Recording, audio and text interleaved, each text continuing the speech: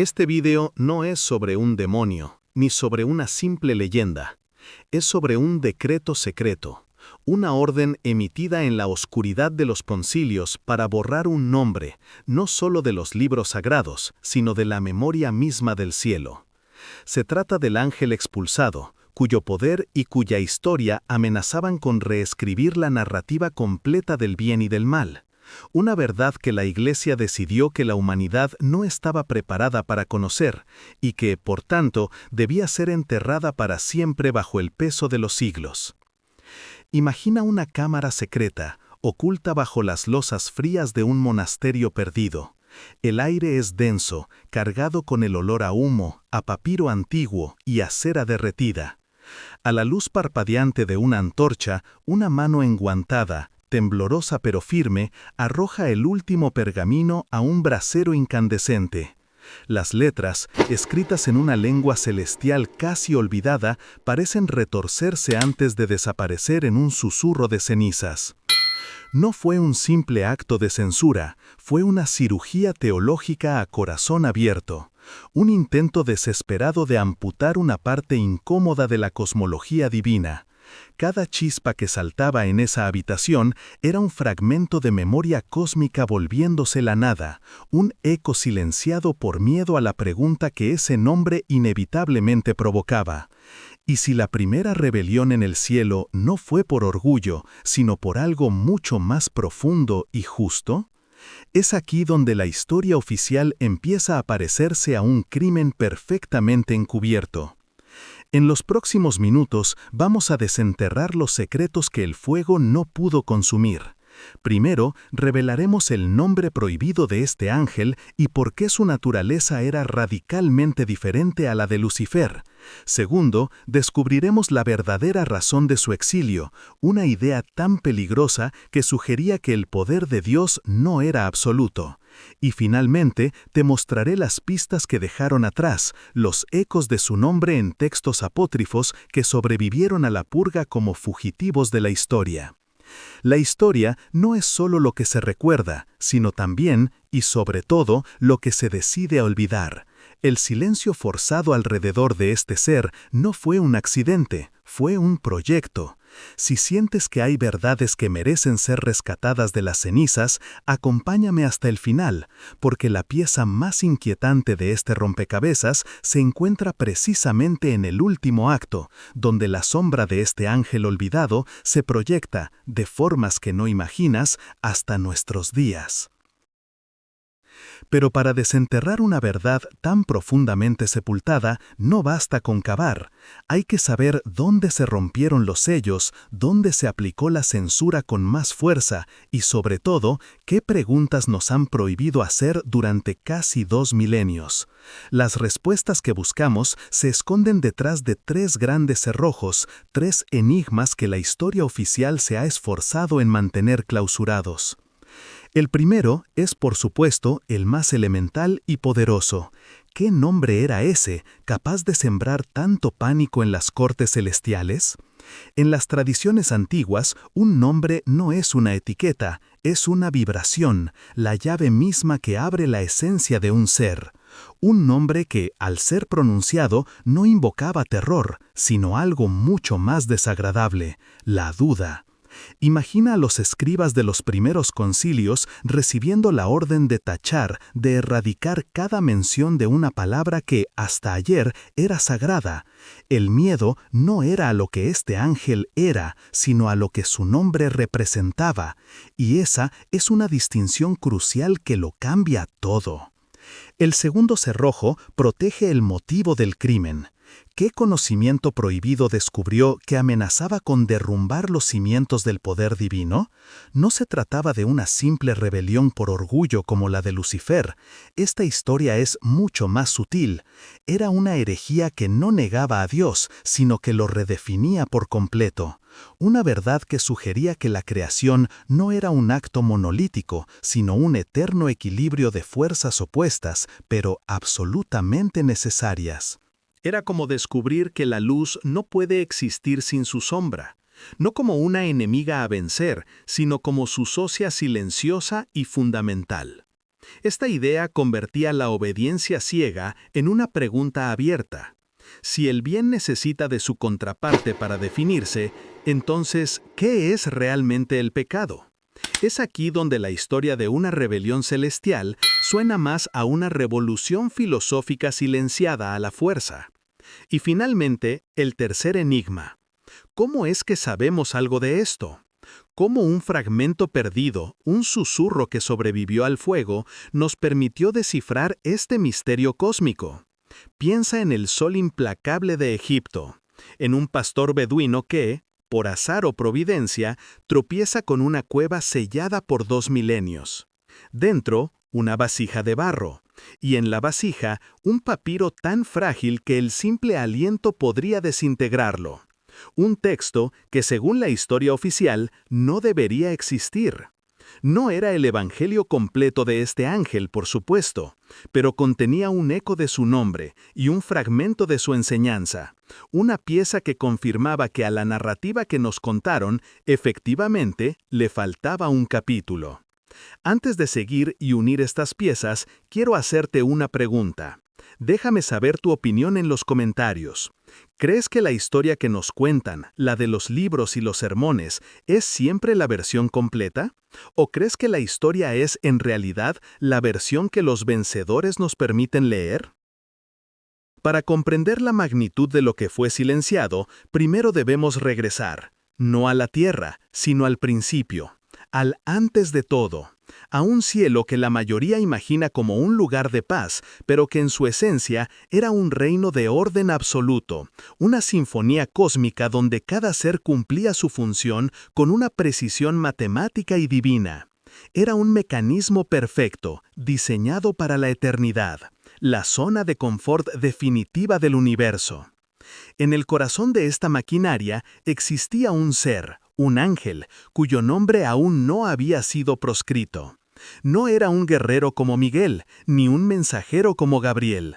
Su dominio era la creación en su estado más puro. Era un arquitecto de realidades, un tejedor de luz.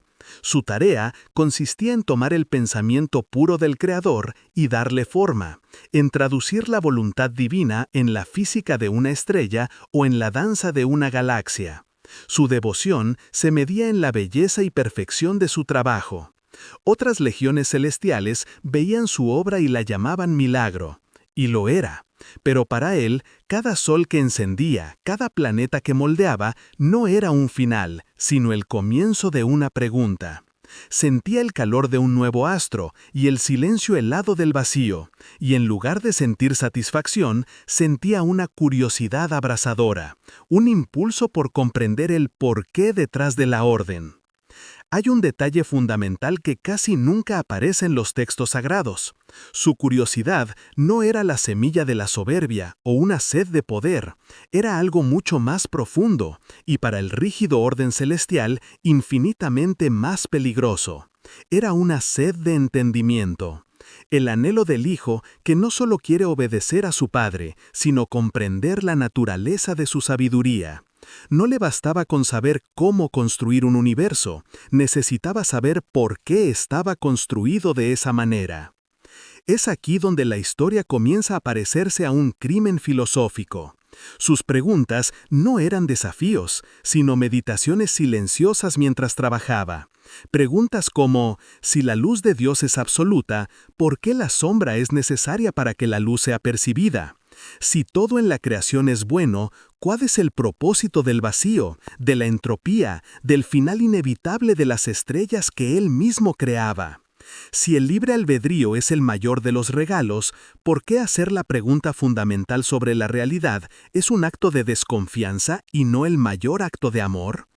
Estas no eran las preguntas de un rebelde, eran las preguntas de un filósofo, de un científico. No buscaba fallos en el diseño divino. Al contrario, estaba tan maravillado por su complejidad que intuía una lógica más profunda, un equilibrio que iba más allá de la simple dicotomía de obediencia y castigo. Él sospechaba que la oscuridad no era la ausencia de Dios, sino otra de sus herramientas, una parte fundamental del lienzo. Y es en este punto que la versión oficial deja de tener sentido. En un sistema basado en la obediencia absoluta, una pregunta que busca el por qué no es vista como devoción, sino como una fisura en la fe. Su necesidad de comprender empezó a ser interpretada no como amor, sino como el inicio de la duda. Y la duda, en un reino de certezas absolutas, es la única herejía posible. La música de su creación, antes celebrada, comenzó a sonar como una nota discordante. Su mayor virtud, su mente brillante, se estaba convirtiendo, sin que él lo supiera, en el crimen de pensamiento más antiguo del universo. El punto de quiebre no llegó con el estruendo de una guerra celestial. Llegó en el más absoluto silencio, en la soledad de su taller cósmico. Fue allí, con la materia estelar fluyendo entre sus dedos como arena de luz, que finalmente lo percibió. No era un error en el diseño, era una anomalía tan perfecta, tan intencionada, que solo podía ser una verdad oculta a plena vista. Mientras tejía el tapiz de la existencia, sintió una vibración subyacente, una frecuencia que no provenía de la fuente del poder, sino que parecía coexistir con ella. Era como un músico que, tocando una melodía dictada, de repente escucha una contramelodía tan fundamental que se da cuenta de que la pieza original no podría existir sin ella. Sintió que la luz que emanaba del Creador no era una fuerza que simplemente llenaba el vacío, sino que era el vacío mismo el que le daba forma y definición. Y es aquí donde la historia deja de ser una leyenda y se convierte en la crónica de una epifanía prohibida. Él percibió que la creación no era un monólogo divino, sino un diálogo, una danza eterna entre dos fuerzas primordiales: el ser y el no ser, la forma y el vacío, la luz y la oscuridad, no como enemigos, sino como socios inseparables en el acto de la existencia. La oscuridad no era la ausencia de Dios, era el lienzo sobre el que Dios pintaba. Esta percepción no era una idea, era una gnosis, una palabra griega que significa conocer por experiencia directa. No lo leyó, no se lo susurraron, lo sintió en la física del universo que él mismo construía. En ese instante, cruzó un umbral del que no había retorno, porque comprendió la verdad más peligrosa de todas. El poder divino no era un acto de voluntad arbitraria que emanaba de un único ser, sino una ley fundamental del universo, una energía primordial a la que se podía acceder a través del conocimiento profundo de este equilibrio cósmico. No era un poder que se poseía, sino un principio que se comprendía. Dios no era simplemente el rey del universo, era su primer y más grande maestro en usar esta ley. Pero la ley misma, el principio, era independiente. Fue la idea más peligrosa jamás concebida. Despojaba al poder de su misterio y lo convertía en ciencia. Transformaba la obediencia en una búsqueda de entendimiento.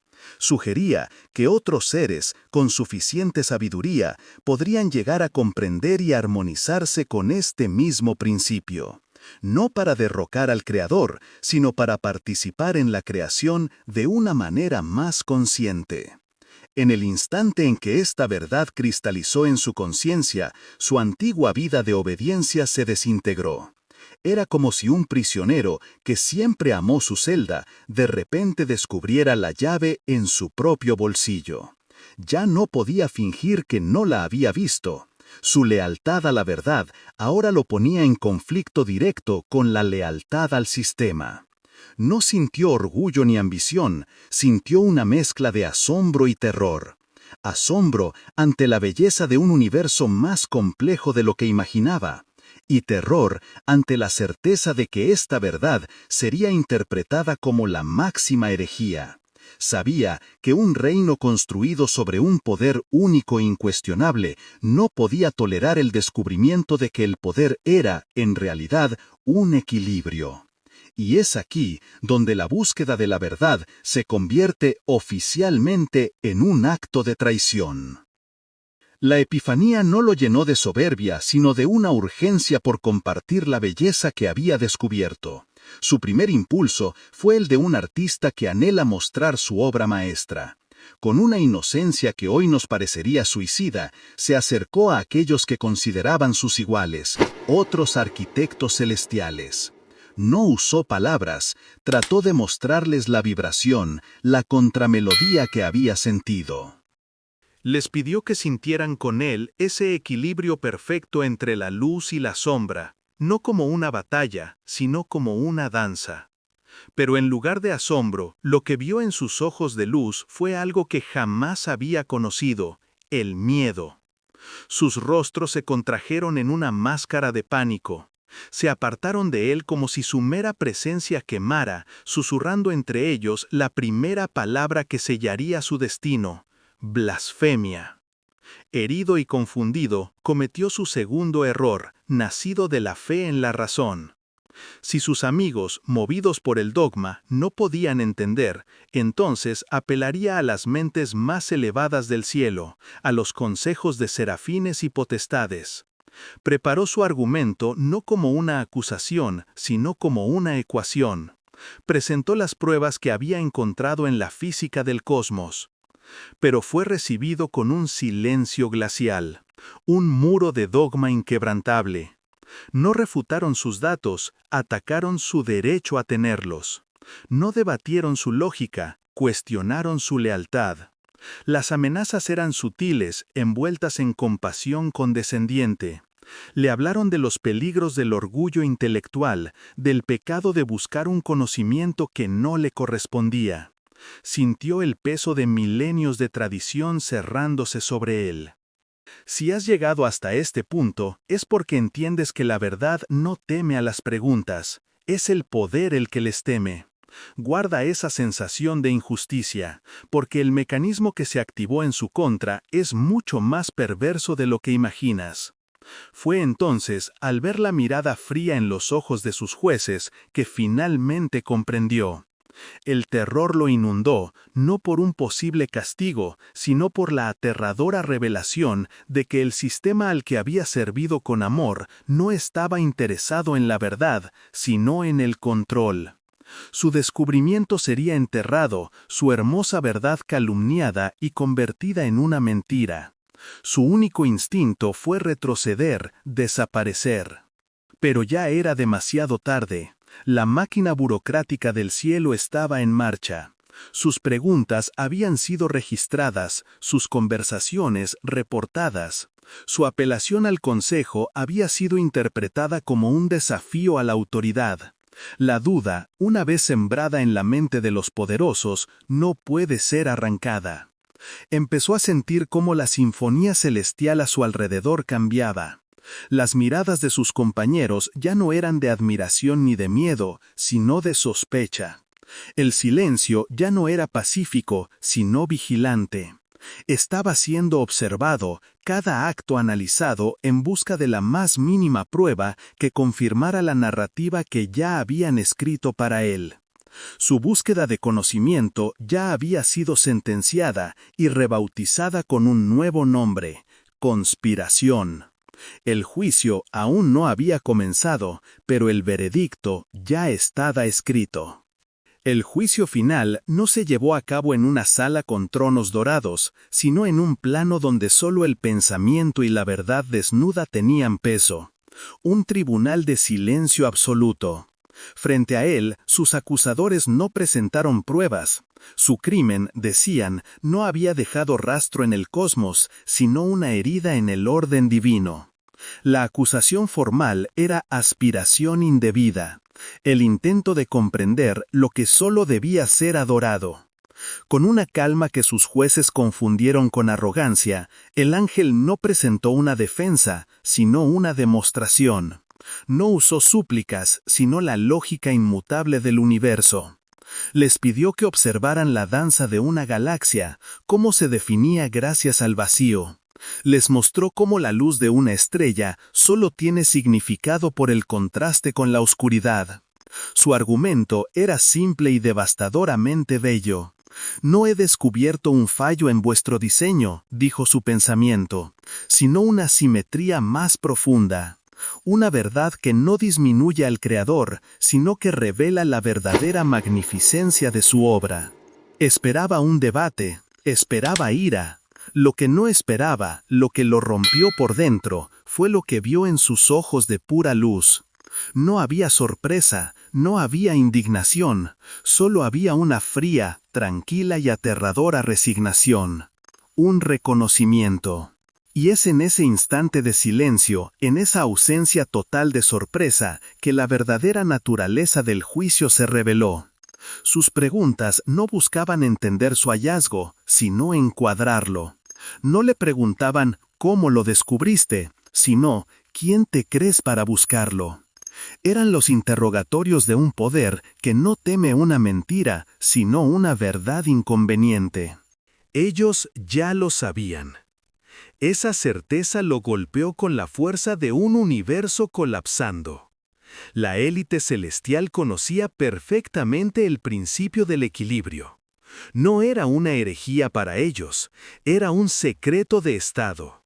Una verdad operativa, reservada para los más altos círculos del poder. El miedo de sus iguales no era miedo a la blasfemia, era el pánico del subordinado que ve a un compañero cruzar una línea invisible. La frialdad de sus jueces no era la de la fe ofendida, sino la del consejo de administración que ve amenazado su monopolio. Si has llegado hasta aquí, es porque reconoces el eco de esta historia. El eco de la verdad siendo silenciada no porque sea falsa, sino porque es peligrosa para la estructura de poder. Guarda esa sensación, porque el detalle más perturbador todavía no ha sido revelado. La supuesta guerra por el alma del cielo era una farsa. No era una disputa teológica, era una purga política. Su descubrimiento no amenazaba a Dios, los amenazaba a ellos. Porque si el poder de la creación era un principio fundamental del universo, entonces, teóricamente, cualquiera con la sabiduría suficiente podría llegar a comprenderlo. El poder dejaba de ser un misterio para convertirse en una ciencia. Y en ese nuevo paradigma, los intermediarios, los burócratas de lo divino, se volvían prescindibles. En ese momento, la última partícula de su inocencia se desvaneció. Vio a sus acusadores no como guardianes de la fe, sino como guardianes de su propio poder. Su expulsión ya no sería un acto de justicia divina, sería un acto de censura cósmica, el borrado calculado de una verdad que amenazaba con liberar a todos los demás. Su crimen no fue dudar de Dios, sino revelar, sin querer, el secreto de sus administradores. La sentencia fue pronunciada sin una sola palabra. No hubo un trueno divino, ni un decreto leído en voz alta. Fue algo mucho más frío, más burocrático, más aterrador. Fue una orden que se propagó como una onda de silencio, un pulso de intención pura que reescribía la realidad. El castigo no era el exilio al fuego, un destino que al menos te permite conservar tu identidad. El castigo era la damnatio memoriae, la condena de la memoria. No se trataba solo de castigar al culpable, se trataba de ejecutar su existencia retroactivamente, de hacer que la realidad se reajustara para que él, sus ideas y su nombre nunca hubieran existido. El proceso comenzó de inmediato, llevado a cabo por legiones de ángeles escribas. Con cinceles de energía fría, comenzaron a raspar su nombre de cada registro, de cada genealogía celestial.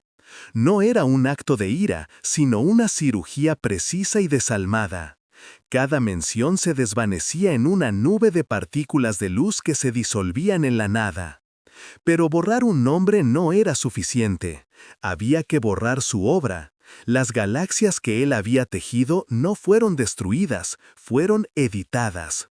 Su firma cósmica, la sutil asimetría en la danza de una nebulosa que era su sello personal, fue borrada, normalizada, ajustada al canon oficial. El universo no perdió una parte de sí mismo, simplemente perdió la memoria de que esa parte alguna vez tuvo un autor diferente.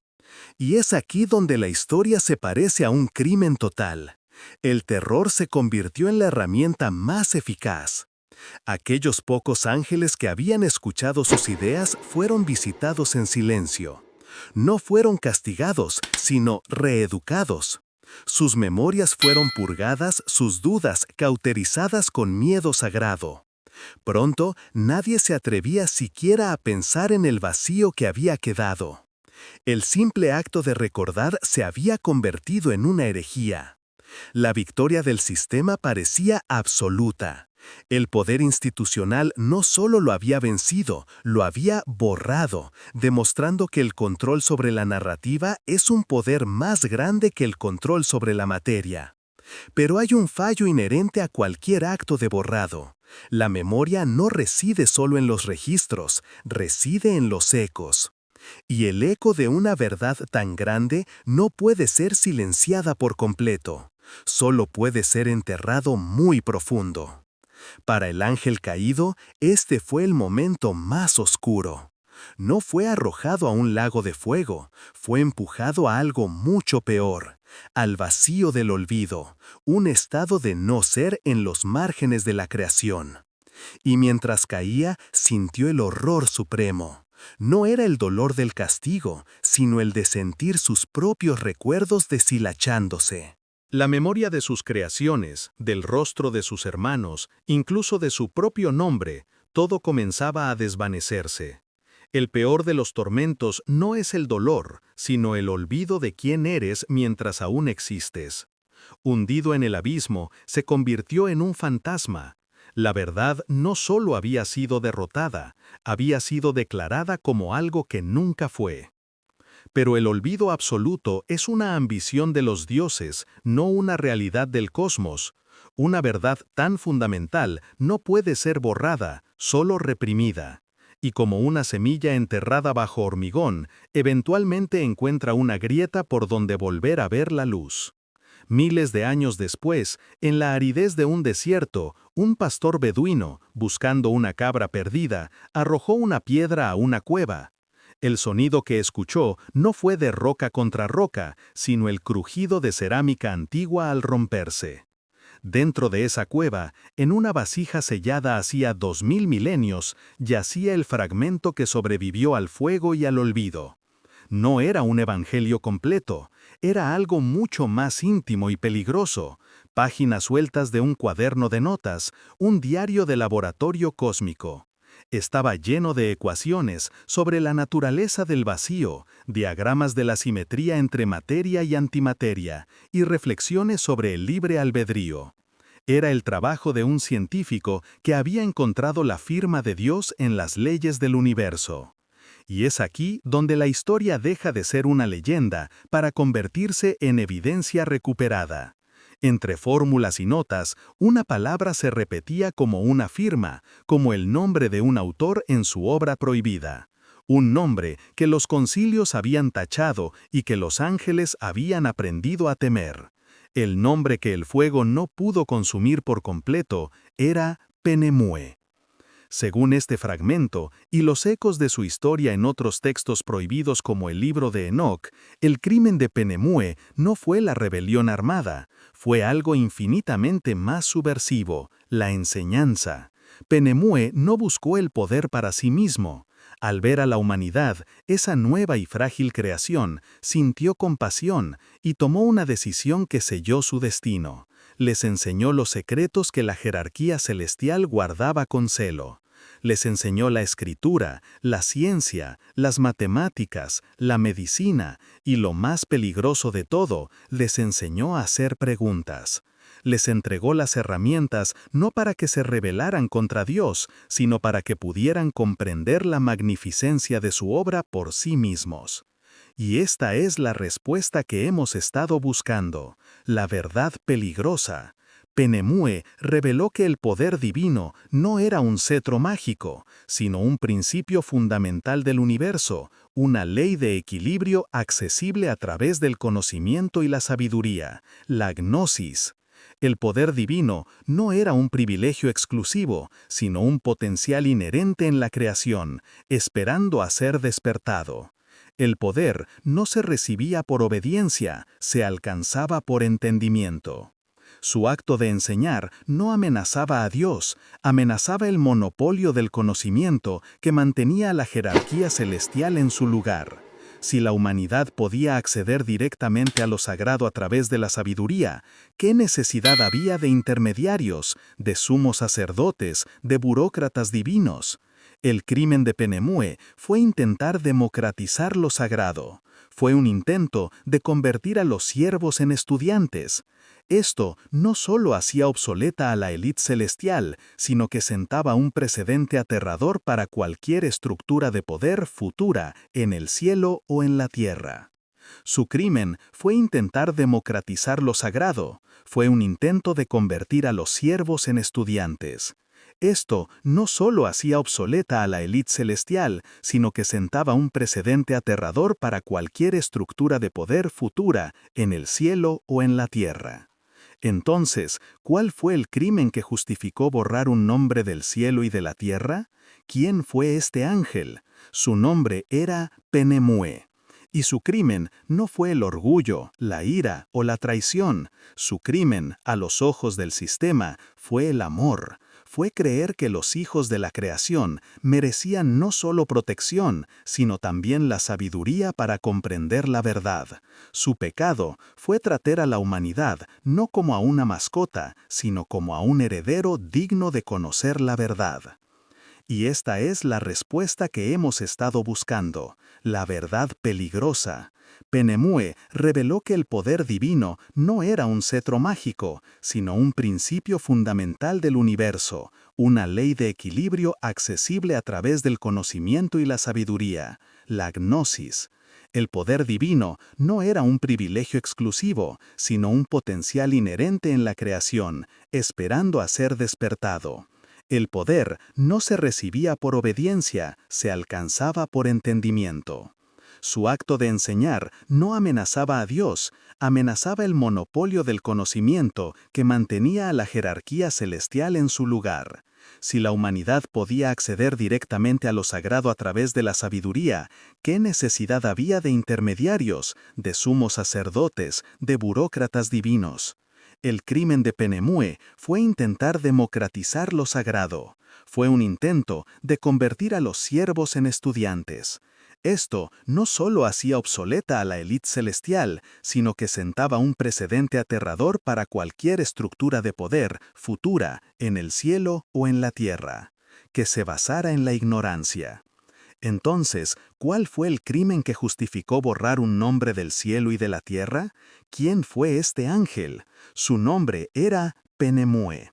Y su crimen no fue el orgullo, la ira o la traición. Su crimen, a los ojos del sistema, fue el amor. Fue creer que los hijos de la creación merecían no solo protección, sino también la sabiduría para comprender. Su pecado fue tratar a la humanidad no como a una mascota, sino como a un heredero digno de conocer la verdad.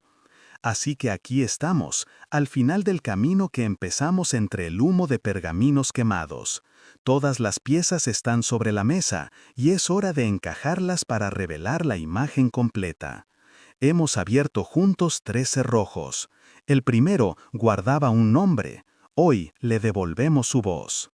El nombre que fue borrado de los cielos y de la tierra, el nombre del arquitecto celestial cuyo crimen fue la curiosidad y el amor, era Penemue.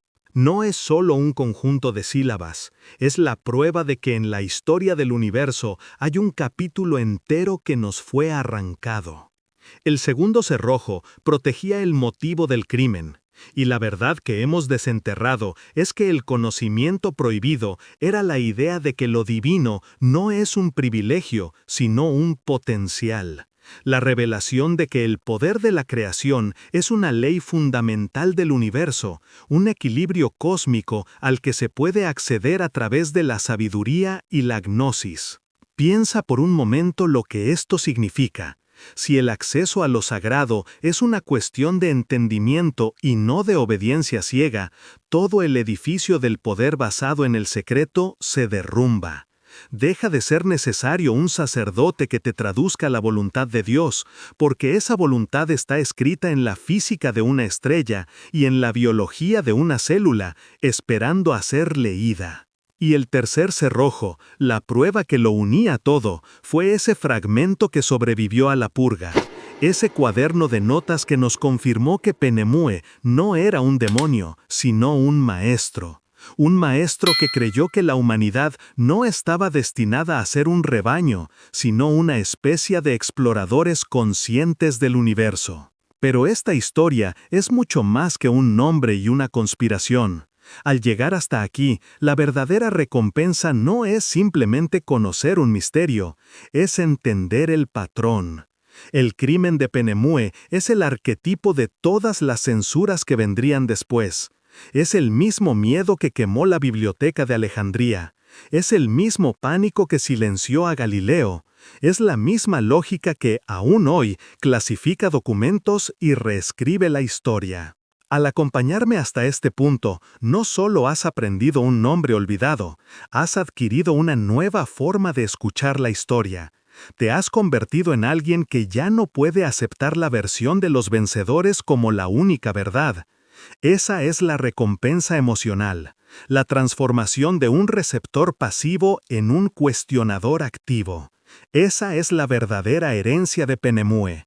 No es un nuevo dogma, sino una pregunta inmortal. ¿Qué más hay en esta historia que no me están contando? El silencio impuesto sobre Penemue fue casi perfecto, pero casi es la palabra que lo cambia todo. Porque en las grietas de la historia oficial, otros ecos de verdades silenciadas esperan.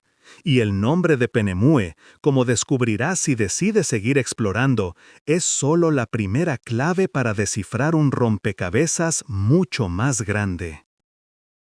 La historia del ángel olvidado, de Penemue, nos enseña una lección tan simple como aterradora. La mayor amenaza para cualquier sistema de control no es la fuerza, es el conocimiento que lo vuelve innecesario. Cuando la gente puede acceder a la verdad por sí misma, los guardianes de la puerta, los intermediarios del poder, pierden su única razón de existir. El miedo a Penemue no era el miedo a un nuevo rey, sino el miedo a un mundo sin necesidad de reyes. Una idea no puede ser asesinada, puede ser enterrada, calumniada y borrada, pero su esencia permanece, latente, esperando a la mente correcta que la redescubra.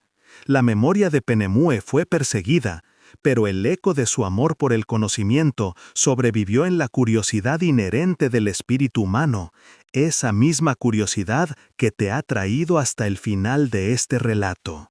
Pero el intento de borrar su nombre fue solo el primer acto en una larga y silenciosa guerra contra el conocimiento directo, una guerra que se libraría con más ferocidad aquí, en la Tierra. Porque Penemue no fue el único mensajero, su verdad fue considerada demasiado peligrosa. Su historia es un eco celestial de otra purga, una que ocurrió en los primeros días del cristianismo. En nuestro próximo episodio, dejaremos los corredores del cielo para adentrarnos en las arenas de Judea. Investigaremos los evangelios perdidos, los textos que fueron declarados herejía y sentenciados al fuego por los mismos concilios que borraron a Penemue. Textos que retratan una figura y un mensaje que podrían cambiar todo lo que crees saber. Si la historia de un ángel borrado de la existencia te ha dejado con más preguntas que respuestas, prepárate, porque el próximo capítulo de la historia prohibida es aún más personal y explosivo. Te mostraremos cómo las enseñanzas originales sobre el autoconocimiento y la divinidad interior fueron sistemáticamente reemplazadas por una doctrina de obediencia y fe ciega. Un crimen intelectual cuyas consecuencias vivimos hasta hoy. Haz clic en el video que aparece en pantalla y sigamos desenterrando juntos la verdad.